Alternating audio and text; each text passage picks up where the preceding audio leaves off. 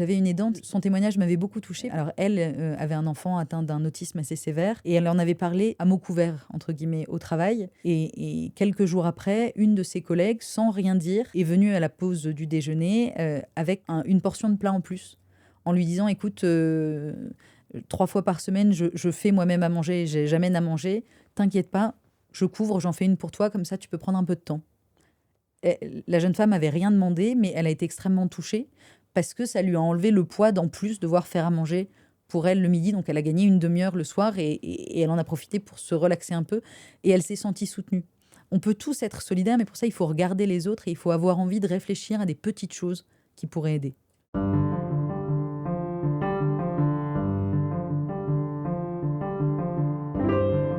Bonjour, bienvenue dans Dialogue. Il y a des millions de gens en France qui aident leurs proches, atteints d'une maladie, qui vieillissent et qui ont besoin d'aide, qui sont victimes d'un handicap. On commence à mieux cerner cet engagement qui est parfois lourd. Comment faire ? Comment réussir à aider un proche qui souffre sans soi-même perdre pied ? Voilà ce que je vous propose dans cet épisode de Dialogue. Mais je vous propose aussi d'avoir des pistes si vous avez autour de vous des amis, des collègues qui sont dans cette situation de devoir aider leurs proches et qui n'osent pas en parler, mais qui sont en grande souffrance. En écoutant ce dialogue, vous aurez peut-être des pistes et des idées pour être plus solidaire et pouvoir donner juste un petit coup de main. Vous allez voir, ça peut tout changer. Vous allez voir, c'est passionnant. Bonjour Hélène. Bonjour. Alors, je suis vraiment très heureux de te recevoir. Alors là, pour une raison, c'est que ton livre donne plein de clés quand on se retrouve à aider quelqu'un qui souffre, de ne pas y laisser sa peau. Et alors, ça me concerne, parce qu'il se trouve que j'aide quelqu'un qui est handicapé. Et donc, j'ai appris un grand nombre de choses en lisant ton livre. Mais peut-être avant d'entrer dans notre discussion, ce serait bien que tu te présentes parce que c'est un peu impressionnant le nombre de domaines que tu as dû explorer pour répondre à cette question. Comment aider quelqu'un qui souffre sans y laisser notre peau ? Donc, à l'origine, je suis médecin spécialiste de santé publique et médecine sociale. Et je travaille sur le sujet des aidants depuis... Ouh, le temps passe. Depuis presque une dizaine d'années maintenant. Et c'est vrai que je l'ai abordé par le prisme de la médecine, mais complètement par hasard, parce que rien n'est enseigné en médecine. On ne parle que des patients, on ne parle jamais des familles et des personnes qui sont autour des patients. Et je les ai découverts sur le terrain, parce que je suis bavarde et que, en suivant des infirmières en hospitalisation à domicile, j'avais peur de m'ennuyer. Vous savez, les médecins en soins à domicile, ça ne sert pas à grand-chose. Les infirmières font très bien leur travail. Mais il y avait toujours des proches qui étaient là dans la pièce. Donc j'ai commencé à discuter avec des enfants, avec des conjoints, un peu tout le monde. Et je me suis vite rendu compte que nos patients étaient très différents les uns des autres, mais que par contre, ce que me disaient les proches étaient les mêmes.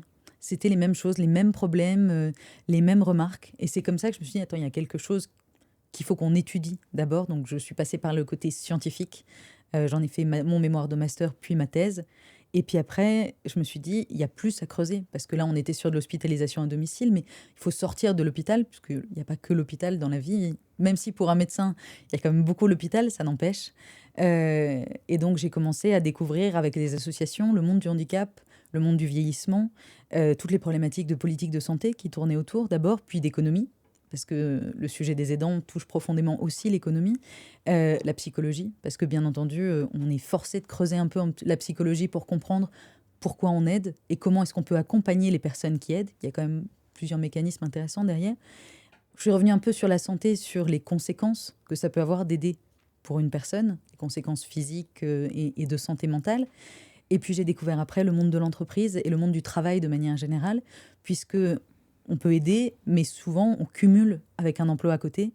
Et donc pour tenir le coup, les endroits où il faut intervenir, c'est souvent le monde du travail. Et tu donnes plein de conseils, on le verra dans notre Exactement. entretien, pour comment réussir à parler à son DRH, dans son entreprise, Tout pour à fait. pouvoir adapter notre travail à notre situation et aux obligations que nous nous retrouvons devant nos proches, nos parents ou nos enfants ou autres. Exactement. Alors, d'abord, pourquoi aider un proche ça peut être très difficile et même très très difficile. Alors, ça peut être très difficile pour plein de raisons. Déjà parce qu'en soi, la maladie, le handicap, le vieillissement, c'est compliqué d'en être témoin parce que ça peut faire mal au cœur, parce que dans certaines pathologies et dans le vieillissement, on sait comment ça va terminer et qu'on n'a pas envie de voir l'autre souffrir, qu'on n'a pas envie de voir l'autre mourir, tout simplement. Donc, rien que l'impact de la pathologie ou du handicap peut jouer sur la personne, ce qui est tout à fait compréhensible. Et puis derrière, c'est très difficile de se mettre en numéro un, en priorité, quand on a quelqu'un qui souffre à côté de soi ou quelqu'un qui a besoin d'aide et qu'on aime. Ou peut-être même en numéro 2, même en numéro 3. Parce qu'en fait, Exactement. En fait, on arrive en général en tout dernier dans le tableau. C'est clair. Et c'est très difficile de remonter. Le souci, c'est que, même si c'est parfaitement compréhensible, il n'y a vraiment aucun jugement sur ça, c'est compliqué de tenir sur le long terme quand on n'est jamais en numéro un et qu'on est vraiment toujours tout au fond. Parce que on a un corps humain qui a besoin quand même qu'on s'en occupe, qui a besoin de sommeil, qui a besoin de bouger, qui a besoin d'être nourri à peu près correctement. Et on est soumis, quand on aide un proche, à beaucoup, beaucoup de stress. Surtout quand on l'aide, qu'on cumule avec un travail à côté. Mettons qu'on accompagne un parent âgé, par exemple, qu'on ait des enfants, qu'on ait un conjoint et qu'on travaille à côté. Il faut s'occuper de son foyer, il faut aider pour le foyer du parent âgé, il faut s'occuper des enfants. Parfois, pardon, mais il faut aussi s'occuper un peu du conjoint. Ça fait quand même beaucoup, beaucoup, beaucoup de choses à assumer qui peuvent être physiquement et mentalement très lourdes quand on cumule sur la durée. Donc, c'est important de se le rappeler. Et puis, il ne faut pas oublier que quand on prend l'aspect travail, quand on n'en parle pas, quand on n'ose pas en parler, souvent avec de bonnes raisons, parce qu'on a peur d'être rétrogradé, de ne pas avoir de promotion, de perdre son emploi, d'être mis au placard, et ben on passe une énergie folle à faire semblant d'aller bien toute la journée, à cacher les appels aux médecins, à cacher les appels, par exemple, aux auxiliaires de vie ou autres, à faire les dossiers et la paperasse quand on peut, à prendre des jours de congé pour aller à la CAF ou à la MDPH pour essayer de faire tous les dossiers les uns après les autres. Si on n'en parle pas, cette énergie-là, elle va passer à juste prétendre qu'on tient le coup, prétendre qu'il ne se passe absolument rien en dehors du travail. Et donc, on s'épuise de plus en plus et surtout de plus en plus vite. Et puis, il y a la question émotionnelle, Bien pas entendu. seulement le vieillissant, mais souvent des personnes qui souffrent avec le vieillissement, la maladie, peuvent devenir très dures, peuvent devenir violents, agressifs, faire des reproches.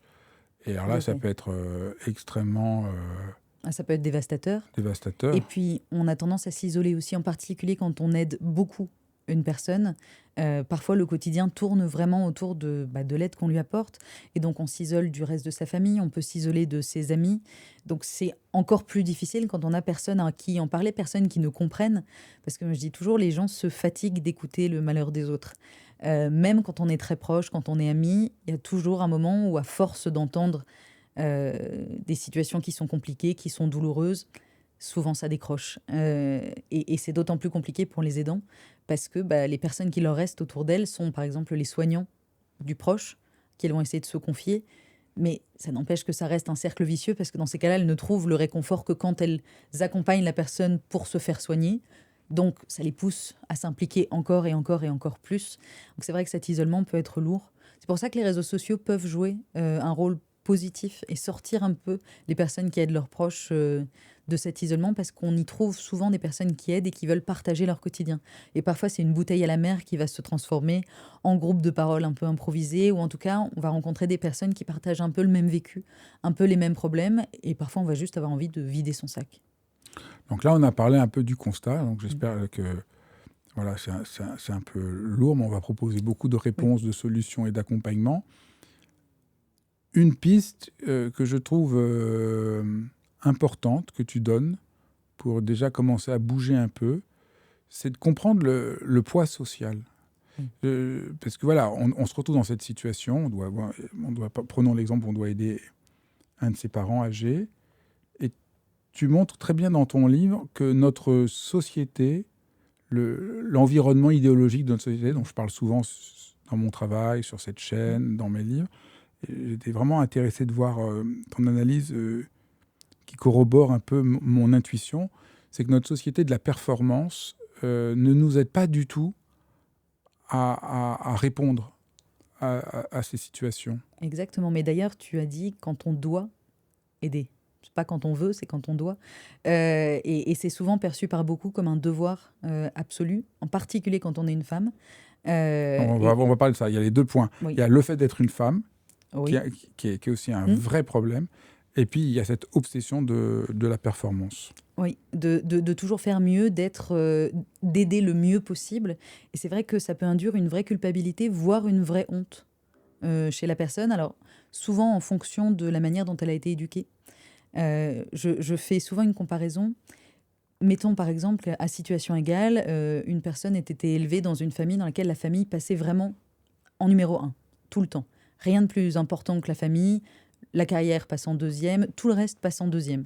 Si cette personne aide, mettons, son père, et qu'un soir, elle doit rater le rendez-vous chez son père parce que une réunion a fini vraiment très tard et qu'elle ne pouvait pas y échapper, elle va se sentir très mal.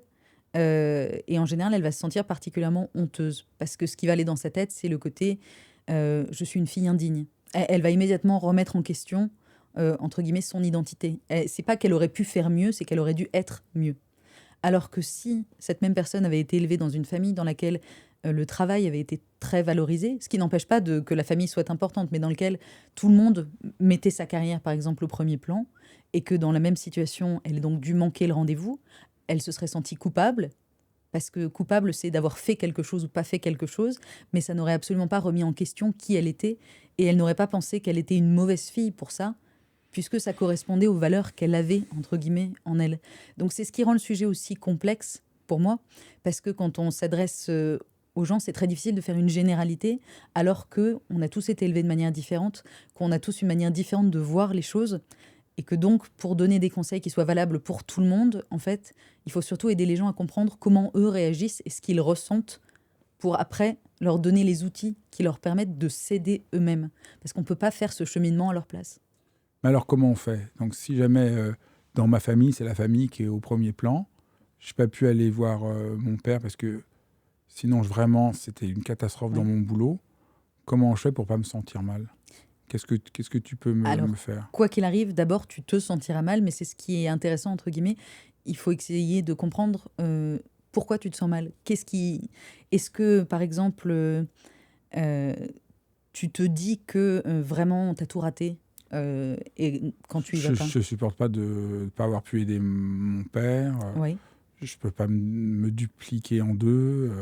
Mais si tu dis déjà que tu peux pas te dupliquer en deux, c'est que tu es conscient globalement que c'était pas entièrement de ta faute. Oui, mais c'est insupportable quand même. C'est toujours insupportable. C'est juste que, entre guillemets, quand c'est la honte et la culpabilité, c'est pour moi pas tout à fait les mêmes outils. Mais ce qui compte, c'est en tout cas la prise de conscience et d'essayer de comprendre ce qu'on a derrière. Parce que pour nous, c'est évident, on vient d'en parler, mais quand tu es habitué à te sentir mal, parce que la vie n'est pas parfaite, que personne n'est parfait, qu'il n'y a pas d'enfants parfaits, d'enfants qui vont aider à chaque fois de manière absolument impeccable, à chaque fois que ça se produit, souvent le sentiment est le même. Est-ce qu'on a un nœud dans l'estomac? Est-ce qu'on a une boule? Est-ce qu'on va se pourrir la vie pendant des jours derrière parce que vraiment on n'a pas supporté ce sentiment-là? Ou est-ce que on regrette sur le moment et on se sent mal sur la soirée, mais qu'on passe vite à autre chose? Qu'est-ce qu'il y a derrière? Et la prise de conscience, elle vient pas en une fois. Enfin, c'est pas possible de toute manière dans tous les accompagnements. On sait très bien qu'on met du temps avant d'obtenir un déclic, mais de savoir qu'il faut qu'on guette, qu'on accueille le fait de mal se sentir et qu'on essaye de comprendre pourquoi on se sent mal. Dans tous les cas, on n'a rien fait de vraiment mal, tel quel. On a tous des réunions et ça arrive à tout le monde de rater un rendez-vous derrière parce qu'on avait une réunion qui s'est terminée tard. Mais est-ce qu'on s'en veut? Est-ce que le parent nous en voudra? Comment est-ce que ça a été construit? Il faut vraiment essayer de réfléchir soi-même. Et ça, c'est un travail que les autres ne peuvent pas faire pour vous. Et que beaucoup de personnes ne sont pas habituées à faire. C'est accepter de se sentir mal, ressentir ça sur le moment, et essayer de se demander pourquoi on se sent si mal que ça, de mettre des mots dessus. Et de pas juste se dire, bah, je me sens mal parce que j'y suis pas allée. Ok, c'est la première étape, mais du coup, tu te sens comment? Est-ce que tu te sens en colère après toi? Est-ce que tu as peur d'avoir déçu la personne? Il faut chercher un petit peu euh, pour que derrière, au fur et à mesure, à chaque fois que ça arrive et qu'on se sente mal, on puisse reconnaître ce qui est en train de se passer et que ça passe, entre guillemets, un petit peu mieux. Tu montres aussi que cette société de la performance fait que, du coup, on considère que aider, voilà, c'est bien. Les gens vont dire, ah, c'est merveilleux, tu es un peu comme un saint. On idéalise un peu la chose, mais du coup, montrer qu'on a des limites, montrer qu'on n'y arrive pas, montrer qu'on a besoin d'aide soi-même, montrer qu'on craque, c'est pas très bien vu. Ah, c'est plus que mal vu même. Et donc, au fond, un des problèmes de ceux qui aident quelqu'un qui souffre, c'est qu'il n'y a pas vraiment de place pour dire que c'est dur. Voilà, au fond, Exactement. dans notre société, voilà, il faut être performant, il faut être positif, il faut être souriant, il faut aller de l'avant. Et donc, alors que, comme tu l'as dit, si je dois aider mon père qui est malade, c'est normal à un moment que c'est dur. Bien entendu. Et donc, au fond, ton message, c'est pas je vais vous donner un truc pour que ce soit pas dur et que tout aille bien, mais ton livre, et ton engagement social, ton engagement presque politique auprès des médecins, c'est dire non, c'est dur, mais on peut accompagner, aider, éclairer et sortir un peu de ce paradigme. Vous devez aider, vous devez être des super-héros, c'est formidable, bravo, parce que ce qui nous est demandé, c'est bien sûr d'aider. On ne peut pas ne pas aider nos parents. On peut ne pas aider nos parents. Mais enfin, disons, il y a une vraie, disons, logique morale, mais peut-être pas dans une perspective sacrificielle, fait avec la honte et la culpabilité. C'est exactement ça. Moi, je ne supporte pas toutes les phrases qui disent ce sont des super-héros du quotidien, ils sont exceptionnels. Et d'ailleurs, il y a beaucoup de personnes qui aident un de leurs proches qui ne supportent pas ces phrases non plus. C'est clair, c'est pas supportable. Ça met une pression de dingue. Un super-héros, on n'a jamais vu dans un film de super-héros Superman s'arrêter et dire « Oh, c'est compliqué quand même, je suis un peu fatigué. Peut-être qu'en fait, ils vont se débrouiller une soirée sans moi et que moi, je vais rester devant Netflix, hein, dans mon lit. » Non, ça marche pas comme ça en général. Il faut sauver le monde tous les soirs à chaque fois. Et c'est globalement la pression qu'on met sur ces personnes. Alors parfois sans faire exprès, parfois ça part d'une bonne intention, ça part d'une envie de valoriser les gens. Parce que ça rend mal à l'aise parfois quand on a des gens qui vivent une épreuve difficile en face de nous. Souvent, des journalistes, des médecins, etc., vont essayer de trouver des petites phrases pour pousser la personne. Mais il y a des phrases qui partent d'une bonne intention et qui sont très délétères. Vous êtes un super-héros, c'en est une. Prenez soin de vous, c'en est une autre. Alors parlons-en. Pourquoi donc, être un super-héros, on l'a vu, c'est inhumain, parce qu'on n'est pas des super-héros, et que quand on doit s'occuper d'un parent, de quelqu'un qui est handicapé, ou d'un enfant très malade, on n'a pas le choix, on ne l'a pas choisi, c'est un lourd fardeau, on essaye de faire au mieux, et on craque à des moments. Donc on n'est pas un super-héros, voilà, on a réglé, je pense, la question sur le super-héros. Alors, l'autre question, qui est aussi insupportable quand on rentre dans le réel de ce que c'est la réalité concrète, quand on rentre dans le concret, prenez soin de vous, ça ne marche pas non plus. Pourquoi ? Alors ça ne marche pas non plus parce que c'est souvent une phrase qui est dite en fin de conversation. C'est prenez soin de vous, point, à bientôt, on se revoit bientôt. Ou un collègue qui va vous dire ça, surtout pense à prendre soin de toi, hein. Bon, et sinon, tu as fini le dossier Intel ou votre RH, si vous lui avez raconté la situation, qui a... c'est vrai que c'est compliqué. Pensez quand même à prendre soin de vous, hein. Bonne journée. Et encore une fois, ça part d'une bonne intention, mais c'est prends soin de toi. Par contre, je te dirai pas comment faire.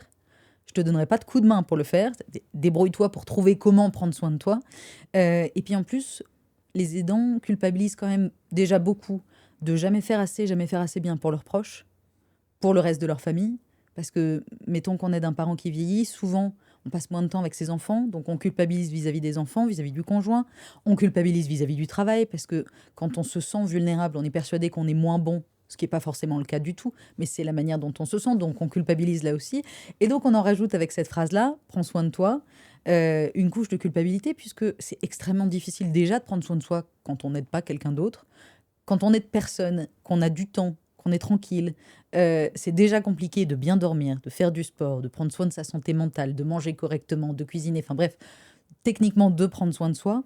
Donc il y a beaucoup d'aidants qui prennent ça comme encore un truc que j'arrive pas à faire ou que je fais encore pas assez bien. Donc je dis toujours, si vous devez dire à quelqu'un « prends soin de toi », vous vous dites « j'espère que tu vas réussir à prendre soin de toi. Est-ce qu'il y a quelque chose que je peux t'aider pour que tu y arrives ?» Par exemple. On n'abandonne pas la personne avec « prends soin de toi ». Prends soin de toi, ça doit être vraiment le prélude à « OK, maintenant, quelle stratégie on met en place pour que tu y arrives, pour que ça fonctionne? Parce qu'on peut soulager les gens, même quand on n'a pas beaucoup de temps, même quand on n'a pas beaucoup de moyens pour le faire. Il y a des choses toutes simples qu'on peut mettre en place, mais par pitié, on ne les laisse pas avec juste une phrase comme ça. Encore une fois, même si ça vient du cœur, parce que ça peut faire plus de dégâts qu'autre chose. Alors, dans les manières que tu as d'essayer d'aider un peu chacun, tu parles un peu de ces ennemis, de ces manières qu'on a de s'enfoncer quand on aide. Oui. Alors, par exemple, être perfectionniste. Ah oui, être perfectionniste, c'est le meilleur moyen de se pourrir la vie. Ça, parce que la perfection n'existe pas. Donc être perfectionniste, c'est faire en sorte de se mettre en position d'échouer quoi qu'il arrive. Puisqu'il y a un moment où on ne sera pas parfait. Et c'est un exemple que je donne dans ce livre, parce que cette histoire m'avait vraiment marqué, d'une jeune femme qui accompagnait sa maman, qui avait prévu un après-midi au parc avec elle pour faire un pique-nique. Et la maman adore les fraises. Et donc la jeune femme avait acheté une barquette de super fraises au marché pour emmener sa mère faire un pique-nique. Et donc, quand elle est arrivée chez elle, elle a mis les courses dans le frigo, elle a un peu discuté avec sa mère, et ensuite, elles sont parties pour le pique-nique. Malheur, les fraises sont restées dans le frigo. Bon. La fille a passé son après-midi à ne penser qu'à ces fichues fraises qui étaient restées dans le frigo, en se disant qu'elle avait tout fichu en l'air, parce qu'après tout, elle avait organisé une surprise, et que les fraises n'étaient pas là, et que donc, elle n'allait pas faire plaisir à sa mère. Sa mère, de l'autre côté, quand on lui posait la question, elle a passé un super après-midi avec sa fille au parc, et elle était ravie d'avoir des fraises pour dîner le soir. Et du coup, cette jeune femme s'est vraiment sentie mal tout l'après-midi. Elle s'est vraiment pourrie la journée. Elle n'a pas profité du moment en tête à tête avec sa mère, alors que sa mère allait très bien et qu'elle était ravie d'être là. Donc, on a besoin parfois de lâcher prise et d'accepter que les choses peuvent ne pas être comme on les a imaginées immédiatement. Ça ne veut pas dire qu'elles sont mauvaises, qu'elles sont mal. Et le soir, sa mère a eu des fraises en dessert et elle était ravie. Mais elle a mis du temps. Pendant des jours, derrière, elle m'a reparlé de ces fraises. Quand même, j'avais prévu un super pique-nique. Je lui ai dit, mais vous aviez prévu de passer une après-midi avec votre maman et de lui faire plaisir. C'était le but quand même. Elle me dit, bah oui. Vous aviez prévu de lui offrir des fraises. Oui. Elle a eu ses fraises. Oui. L'après-midi était chouette. Oui. Donc ça, c'est le voilà. sentiment. Donc, une manière d'essayer d'aller un peu mieux, c'est d'arrêter de vouloir être parfait. L'autre manière d'essayer d'aller mieux, c'est au fond de nier qu'on fait déjà beaucoup. Oui. Parce qu'en fait, ça, c'est vraiment un problème au fond, qui est aussi un des grands... on voit tout ce qu'on n'a pas fait. Et on ne voit pas du tout ce qu'on a fait. Et au fond, c'est quand même un des fils conducteurs de ton livre, déjà de rappeler... Oui.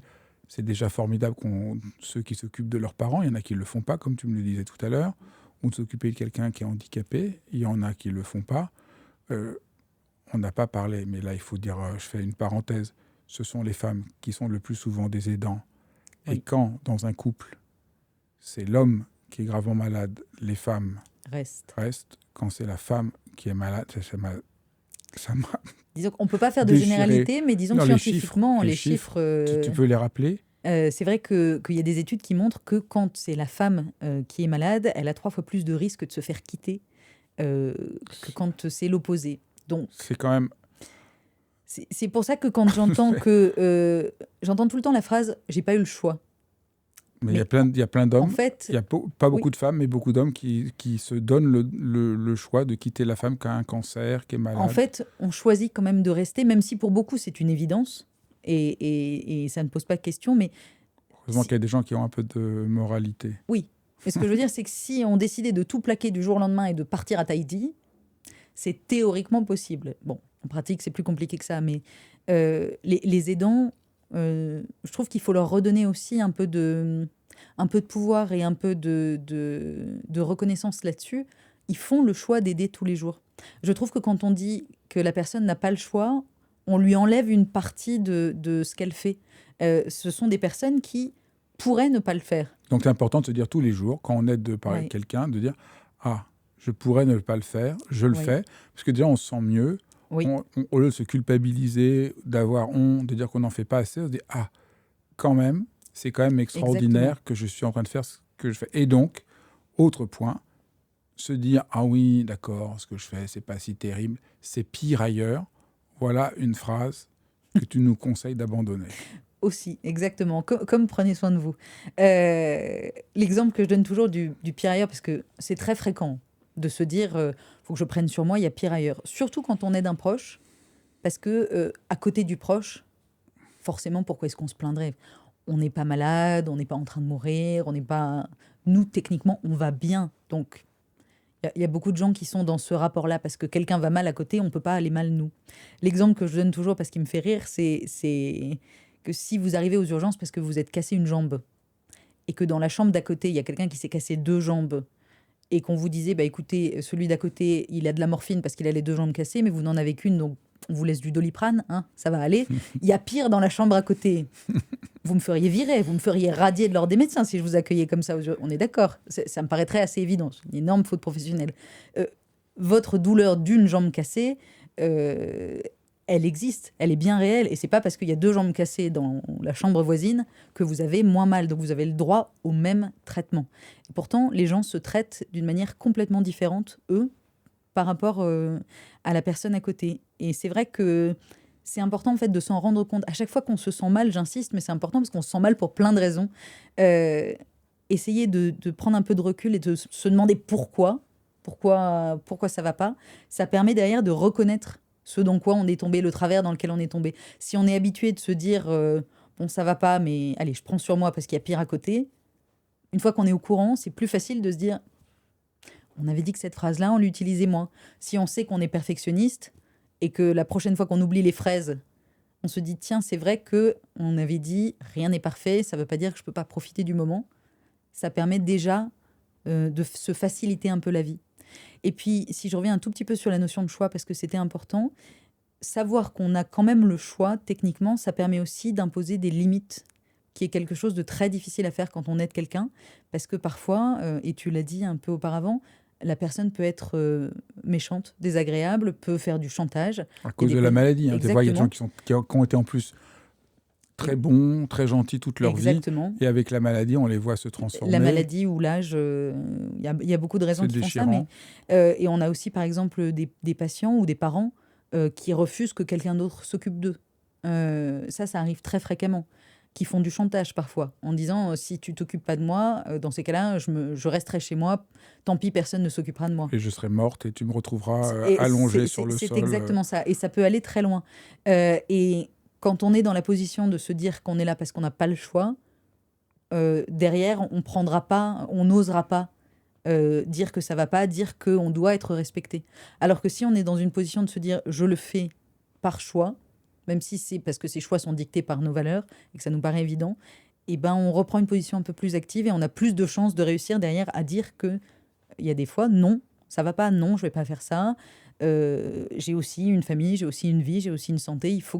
Donc il faut qu'on trouve une solution ensemble, mais c'est important de garder un peu de pouvoir aussi et de pas être totalement dans le sacrifice. Alors, cet engagement à aider nos proches, il est de plus en plus étudié et c'est imposé le mot d'aidant. Alors, ça a beaucoup de vertus, parce que comme ça, on peut comprendre quelque chose, mais le mot pose pas mal de problèmes. Du reste, pour être honnête, moi, qui suis vraiment pris par un engagement profond, je me suis, avant de lire ton livre, aidant, je ne m'y reconnaissais pas, parce que ça fait comme une identité. On a presque l'impression que c'est un métier. Donc on a une résistance, on fait ce qu'on peut, on aide, voilà. Donc, où tu en es, comment faire Alors c'est vrai que j'ai un rapport un peu compliqué avec ce mot parce que forcément je suis obligée de l'utiliser puisque aujourd'hui il existe, il est dans la loi, il est rentré globalement un peu dans les mœurs. Donc je ne peux pas ne pas l'utiliser et ne pas informer sur ce mot parce que pour moi c'est un outil, ce mot maintenant. Il permet d'avoir accès à quelques droits, c'est pas encore exceptionnel, mais on va dire que c'est mieux que rien. Qu'est-ce Euh, qu'on a comme droit? alors, il y a un congé proche aidant qui existe, qui est assez restrictif, mais qui a le mérite d'exister, c'est mieux que rien, qui permet de prendre 3 mois dans sa carrière de salarié pour aider un de ses proches et d'être indemnisé pour ça. On a un droit au répit qui va avec, et répit, c'est aussi un mot avec lequel j'ai un peu de mal, juste derrière. Et puis, vis-à-vis des professionnels de santé, le mot, là, cette fois-ci, commence à être aussi rentré dans la culture. Donc, connaître le terme et pouvoir dire, par exemple, aux médecins, je suis l'aidant, aujourd'hui, ça a une valeur. Et ça donnera un accès, par exemple, à des plateformes de répit, de soutien. Les médecins pourront rediriger parfois vers des associations ou autres. Donc, on va dire que c'est une porte d'entrée. Donc peut-être il faut dire aux gens, peut-être ça vaut la peine quand même de voir si vous êtes aidant, que vous reconnaissez que vous êtes aidant. En fait, moi, je pars du principe que, parce que je pense que la question qu'on me pose le plus, c'est, docteur, est-ce que vous pensez que je suis aidant? Ma réponse est toujours la même, c'est si vous en êtes à me poser la question, la réponse est oui, point. Parce qu'on n'a pas de vraie définition du mot aidant. Le mot aidant, techniquement, quand on regarde la loi, c'est quelqu'un qui aide régulièrement un de ses proches malade, âgé ou avec un handicap. Avec ça, aider régulièrement, globalement, c'est pas extrêmement précis. Et à quel moment on aide et on donne juste un coup de main, et à quel moment on devient aidant, j'ai envie de dire, ça dépend des personnes. Moi, je pars du principe qu'à partir du moment où on se questionne, à partir du moment où on s'inquiète, où on guette son téléphone, où on prend soin de la personne, qu'on augmente la fréquence des visites, on devient aidant. On est aidant. Il y a des fois, il y a un diagnostic et on devient aidant du jour au lendemain et on le sait. Mais dans le vieillissement d'un parent, par exemple, c'est très progressif. Il n'y a pas un jour où vous allez vous réveiller en vous disant « je pense que ça y est, je suis devenu aidant ». S'il y a un événement qui se passe au milieu, qu'il y a un AVC, qu'il y a une chute, etc., vous aurez peut-être ce ressenti. Mais si tout se passe bien, vous allez glisser doucement, entre guillemets, dans ce rôle-là. Mais on a tous des parents qui vieillissent, et quand ils vieillissent, on guette plus le téléphone.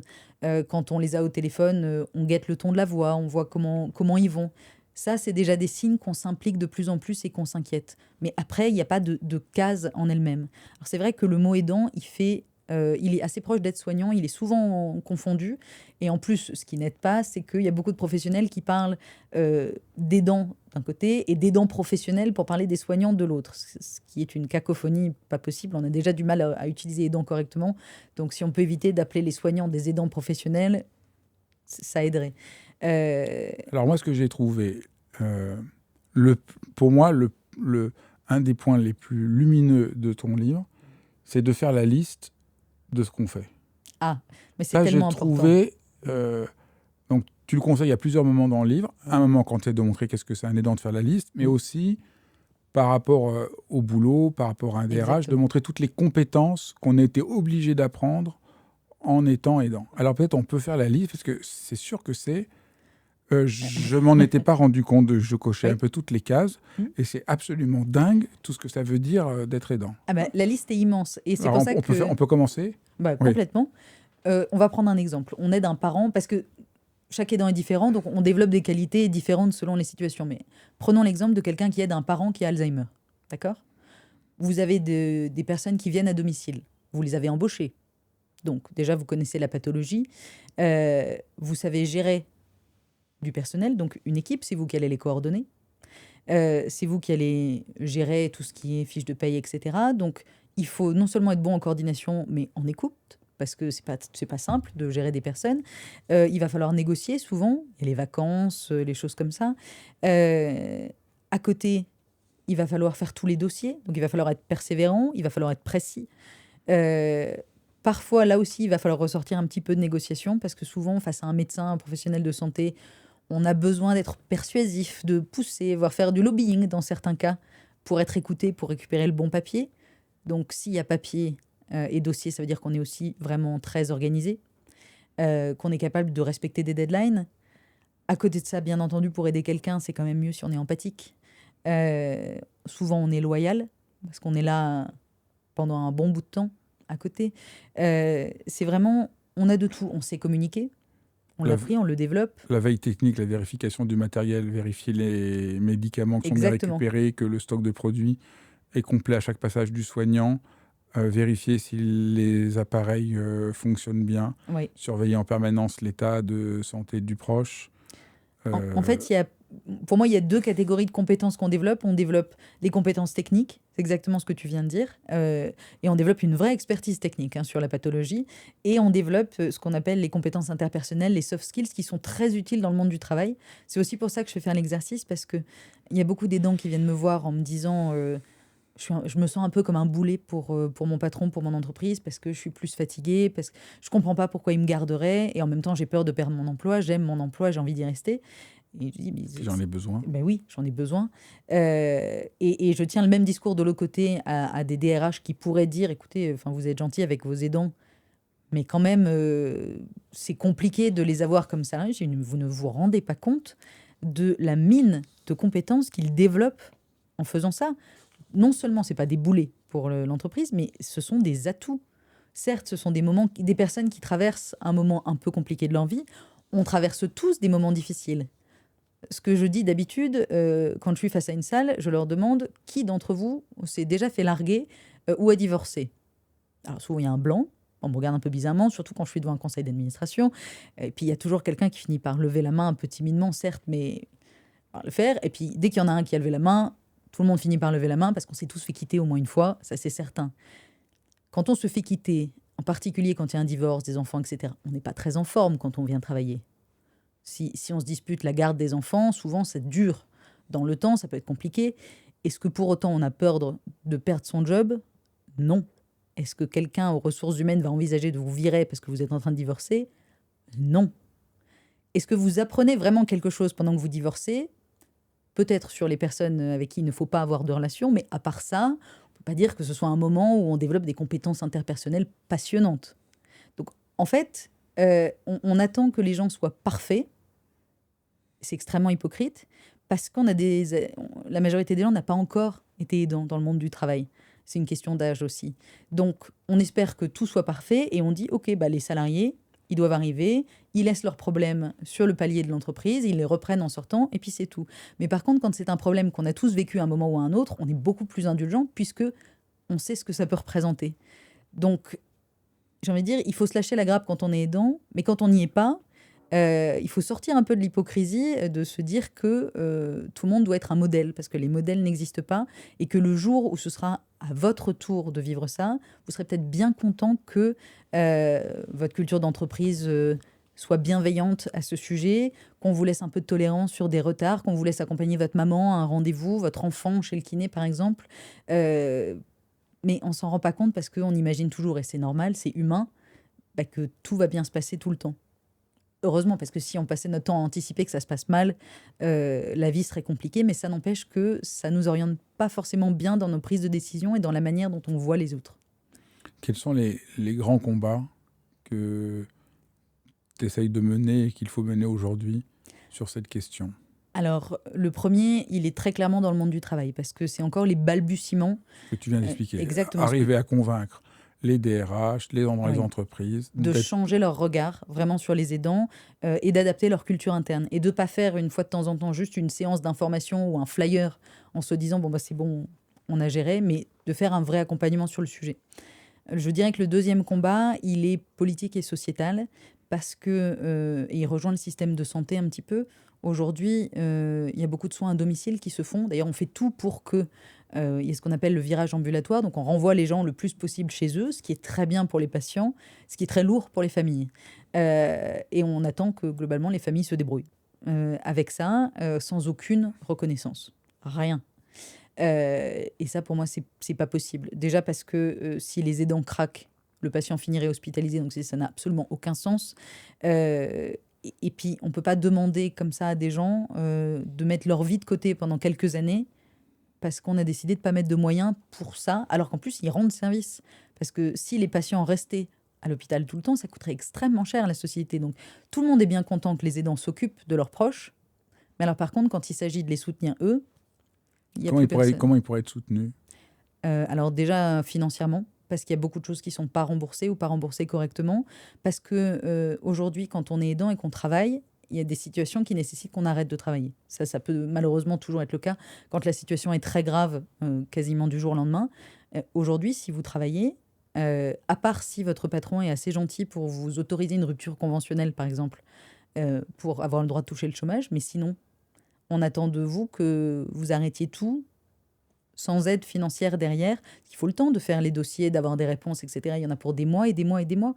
Aujourd'hui, on ne peut pas décider de s'arrêter pour s'occuper d'un parent âgé ou autre. Il faut dire, les dossiers à la MDPH, Exactement. c'est plus d'1 an. C'est plus d'un an, C'est quand même un même des dans plus des grands. situations d'urgence, malheureusement, dans C'est beaucoup quand de même un des départements. scandales en France. Mais Je suis complètement d'accord. un an pour que la reconnaissance du handicap soit faite, mais c'est juste... on C'est...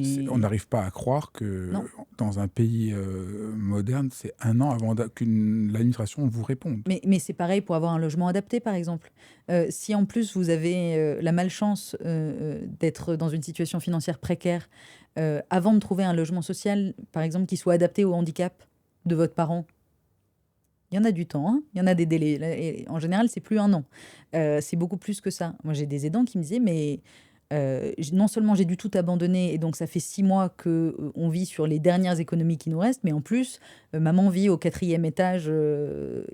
Et du coup, elle n'arrive plus à marcher, donc bah, je l'aide à descendre, je la porte à moitié jusqu'en bas quasiment tous les jours pour aller chez le kiné, à ses rendez-vous, etc. Il n'y a rien qui n'est fait, il n'y a pas de priorité sur ça. Et je trouve ça quand même dingue. Après, il y a aussi la question des enfants, les jeunes aidants, les mineurs qui s'occupent d'un de leurs proches. Parce que ça, on ne veut pas en entendre parler. On a déjà du mal avec les adultes qui s'occupent d'un proche, mais alors d'imaginer qu'il y a des enfants qui s'en occupent, pour beaucoup, c'est insupportable. Mais sauf qu'ils existent, ces enfants, ils sont entre 500 000 et 1 million, ce qui est énorme.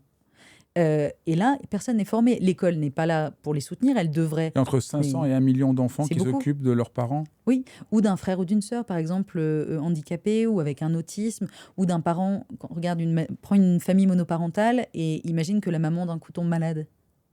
Et ben les enfants qui sont là. En général, c'est l'aîné qui va s'occuper de gérer le foyer pendant que la maman fait ce qu'elle peut pour se sortir de là. Donc ces enfants-là, on ne les regarde pas. Donc il faudrait pouvoir former les profs, qu'il y ait des vrais accompagnements. Il faut pouvoir, ça existe dans certains cas, mais c'est très rare, c'est vraiment école dépendant, pouvoir aménager parfois les emplois du temps, les accompagner, même dans la transition vers la fac. Parce que là, il y a des études aujourd'hui qui montrent que non seulement, comme pour les adultes, ça a un impact sur la santé physique et mentale, mais ça a un impact sur l'avenir derrière. Qu'est-ce que tu vas aller faire comment tu veux imaginer faire des études longues quand tu t'occupes de ton frère, de ta sœur ou d'un de tes parents? Souvent, la première chose que ces jeunes aidants font, dès qu'ils ont 18 ans, qu'ils ont fini le lycée, c'est d'aller travailler pour aider financièrement leur famille. Alors qu'ils avaient souvent envie de faire autre chose, mais la priorité, comme d'habitude, c'est pas eux, c'est la personne qu'ils aident. Et là non plus, il n'y a pas de reconnaissance, il n'y a pas de soutien. Il y a quelques associations qui se battent avec les maigres moyens qu'elles ont, mais il y a énormément de choses à faire. Et puis j'ai envie de dire, je pense qu'on peut tous faire, nous, quelque chose quand on voit des personnes autour de nous, les regarder un peu mieux, regarder si par hasard elles sont pas là pour un proche. euh, et on peut faire des petits gestes tout simples. J'avais une aidante son témoignage m'avait beaucoup touchée parce qu'elle m'avait dit que, alors elle avait un enfant atteint d'un autisme assez sévère et elle en avait parlé très peu, mais à mots couverts, entre guillemets, au travail. Et quelques jours après, une de ses collègues, sans rien dire, est venue à la pause du déjeuner avec une portion de plat en plus, en lui disant, écoute, 3 fois par semaine, je fais moi-même à manger, j'amène à manger, t'inquiète pas, je couvre, j'en fais une pour toi, comme ça tu peux prendre un peu de temps. La jeune femme avait rien demandé, mais elle a été extrêmement touchée parce que ça lui a enlevé le poids d'en plus devoir faire à manger pour elle le midi. Donc elle a gagné une demi-heure le soir et elle en a profité pour se relaxer un peu et elle s'est sentie soutenue. On peut tous être solidaires, mais pour ça, il faut regarder les autres et il faut avoir envie de réfléchir à des petites choses qui pourraient aider. Après, dans le monde médical, il y a un petit changement, mais encore timide. Il y a encore des médecins qui veulent voir uniquement le malade et pas l'aidant. Il y a encore cette idée dans différents domaines où on ne voit pas les aidants, on les considère voilà, comme pas importants, alors qu'au fond, les aidants, ils sont avec le malade au quotidien, ils en savent beaucoup. Mm. Souvent même, le malade ne peut pas toujours bien dire ce qui lui arrive parce qu'il n'est pas toujours à même d'analyser, d'avoir le recul par rapport à sa souffrance. Et il y a encore plein de médecins qui disent non, je ne vois dans mon cabinet que le malade. Oui, et j'ai envie de C'est dire, d'une violence incroyable. c'est même pas le cas le pire. Dans le cas le pire pour moi, c'est les médecins et les soignants de manière générale qui voient la famille comme étant négative.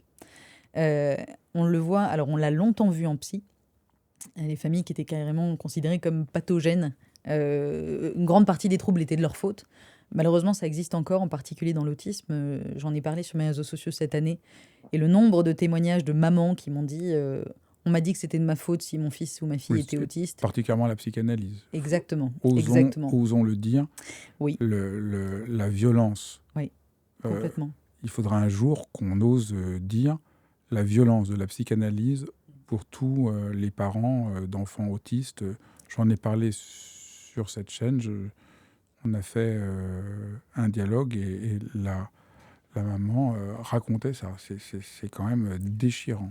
Ah mais en plus, ça n'a aucun sens. Moi, j'ai une jeune femme, je me souviens très bien, qui m'a dit, on m'a d'abord reproché de ne pas être assez présente et donc que l'autisme soit dû à ça. Et après, on m'a dit que j'étais trop présente et que donc l'autisme était dû à ça. Effectivement, on C'est n'avait terrible. pas. Enfin, et elle culpabilisait et c'était épouvantable pour elle. Elle s'en rendait malade. Euh, Donc c'est important que dans le domaine psychiatrique, là, il y a vraiment oui, dans le domaine un, psychiatrique, il y a un un- gros problème vis-à-vis des familles et des aidants. Donc, ça commence tout doucement. Heureusement, il y a certains professionnels qui ont pris les choses en main, qui ont créé quelques programmes d'accompagnement des familles. Mais là, vraiment, la culture chez les soignants en psychiatrie nécessite d'évoluer énormément. Et Après, heureusement qu'il y a des associations exactement.